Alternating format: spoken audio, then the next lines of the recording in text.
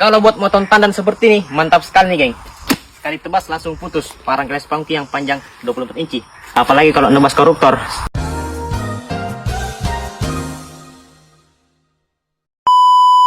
Oke, assalamualaikum warahmatullahi wabarakatuh.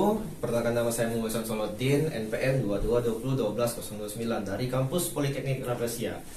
Dan mungkin di video kali ini saya akan menjelaskan sebuah peran mahasiswa dalam mencegah korupsi. Nantikan video berikutnya.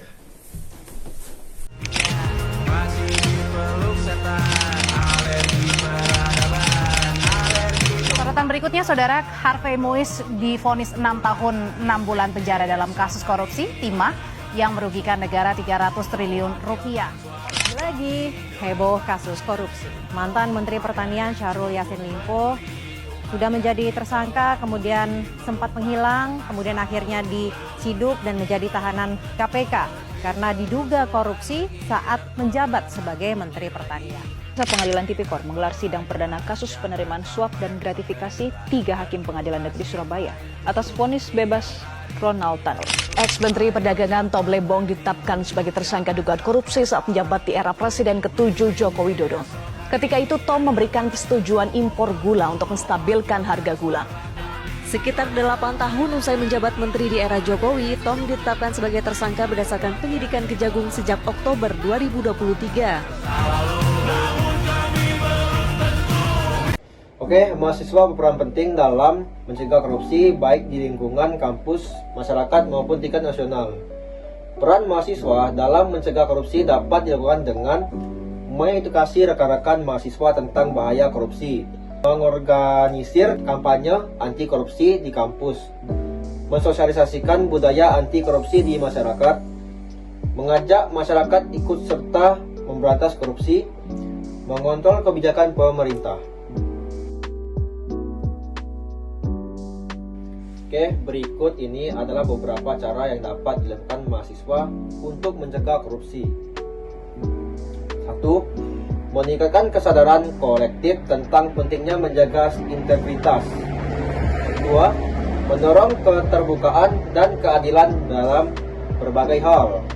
Oke, yang ketiga, menginternalisasi perilaku anti korupsi dalam kehidupan sehari-hari. Keempat, memberikan penyeluruhan kepada masyarakat tentang bahaya korupsi, menanamkan nilai-nilai agama dan etika. Kelima, membaca kisah atau biografi tokoh yang memiliki integritas. Apa itu korupsi? Korupsi adalah tindakan penyalahgunaan kekuasaan atau wewenang untuk keuntungan pribadi. Korupsi dapat dilakukan oleh individu ataupun kelompok. Contoh korupsi diantaranya: 1. Penggelapan uang atau surat berharga.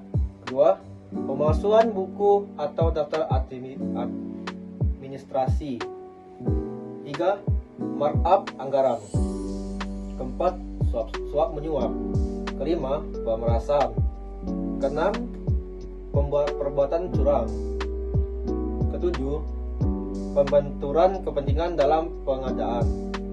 8. Gratifikasi.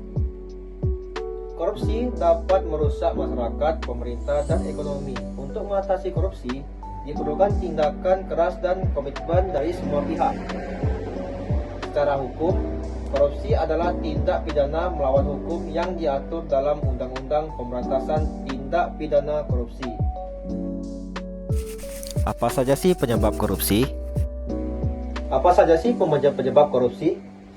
Banyak faktor penyebab terjadinya masalah korupsi dan diantaranya penyebabnya adalah sebagai berikut. Korupsi serta menindak pejabat yang terbukti bermasalah dengan hukuman yang setimpal. Meningkatkan transparansi. Salah satu cara paling efektif untuk mencegah korupsi adalah memastikan semua proses lembaga publik transparan. Pemerintah perlu membuka akses informasi terutama yang berkaitan dengan pengelolaan anggaran, tender proyek, dan keputusan strategis lainnya. Selanjutnya, pendidikan anti korupsi. Pendidikan tentang bahaya dan dampak buruk korupsi harus mulai sejak dini, baik di sekolah maupun dalam keseharian. Membangun generasi yang memiliki integritas tinggi dapat menjadi benteng kuat untuk mencegah korupsi di masa depan.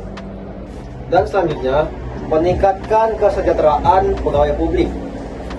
Memberikan gaji yang layak dan fasilitas yang memadai bagi pegawai publik dapat mengurangi godaan untuk melakukan korupsi. Kesejahteraan yang baik akan membuat pejabat lebih fokus pada tugas dan tanggung jawab mereka tanpa tergoda mengambil keuntungan pribadi secara ilegal. Dan selanjutnya, membangun sistem pengawasan yang kuat. Institusi pengawasan korupsi seperti KPK, Komisi Pemberantasan Korupsi, harus diberdayakan dengan baik agar mereka bisa bekerja secara efektif. Selain itu, peran masyarakat sipil dalam mengawasi kebijakan dan keputusan pemerintah juga perlu diperkuat. Dan selanjutnya, penggunaan teknologi digital. Penerapan teknologi digital dalam sistem administrasi pemerintah dapat meminimalisir peluang korupsi, e-government, dan sistem pembayaran online misalnya. Dapat mengurangi interaksi langsung antara pejabat dengan masyarakat, sehingga potensi penyelewangan berkurang. Dari kesimpulan korupsi merupakan penyakit kronis yang harus diberantas melalui kolaborasi semua pihak termasuk pemerintah, masyarakat, dan sektor swasta. Dengan menerapkan strategi yang tepat seperti meningkatkan transparansi, penegakan hukum yang tegas, dan pendidikan anti korupsi, diharapkan masalah ini dapat diminimalisir. Masyarakat juga harus berperan aktif dalam mengawasi jalannya pemerintahan dan menolak segala bentuk praktik korupsi. Namun sangat disayangkan akhir-akhir ini kita sering mendengar kabar yang kurang baik di media massa maupun platform digital. Banyak sekali pejabat-pejabat di perdesaan yang melakukan tindak pidana korupsi, salah satunya adalah Kades yang menyalahgunakan jabatannya untuk melakukan korupsi terhadap ADD atau dana desa, sehingga menimbulkan kerugian terhadap lingkungan masyarakat. Salah satunya adalah lambatnya pembangunan infrastruktur di lingkungan masyarakat. Di video kali ini saya mungkin mengedukasi rekan-rekan saya yang di teman nongkrong.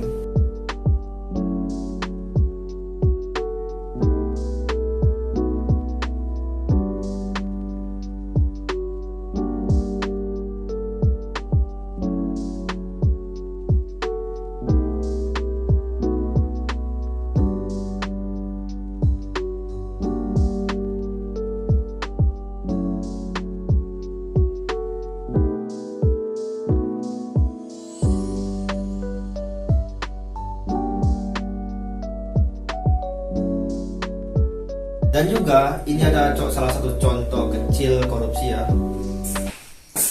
Dan belikan gorengan 20.000. Gorengan 20.000. Oke. Belikan 5.000 beda. Tapi 5.000 masuk untung itu. A few moments later, a few inches later.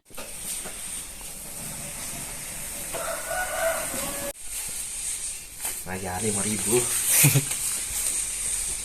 Mungkin ya tidak heran ya, mungkin kalian tahu disuruh temanmu atau orang tuamu lah disuruh beli apa gitu, karena kalian uangnya kalian kantongi, yaitu jumlah berapa ya, itu termasuk korupsi coy.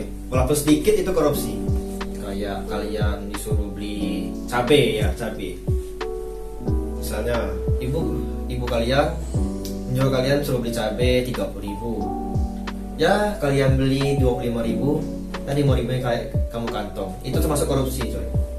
Dan juga ada salah satu korupsi waktu yang sering saya temui, yaitu teman menitip absen. Itu seringnya tuh coy. Menitip absen karena bro, tolong bro, aku tidak masuk hari ini sakit, tolong absenkan ya. Kalau masalah sakit sih ya wajar sih. Kalau yang tidak wajar itu ya kayak lagi melasnya kuliah gue, tolong acan absenkan yo. Aku sogok lah po gitu, kasih apa keceknya itu kata dia.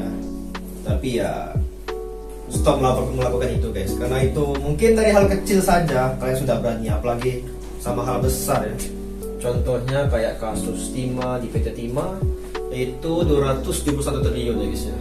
Wow, itu besar sekali guys ya. Tapi kocaknya kalau itu tuh dibelikan bakso, wah banjir cok. Tapi sebenarnya dengan kasus gitu seharusnya dia dalam hukum itu dihukuman mati guys ya. Tapi entah kalau di negara Konoha cuma 6 tahun ya guys ya. Duh, sayang sekali. Oke, sekian mungkin penjelasan dari saya tentang peran mahasiswa dalam mencegah korupsi dan korupsi itu apa. Mungkin saya akhiri, mungkin ada sedikit video yang kurang jelas atau kurang berkenan, saya mohon maaf. Saya akhiri, wassalamualaikum warahmatullahi wabarakatuh.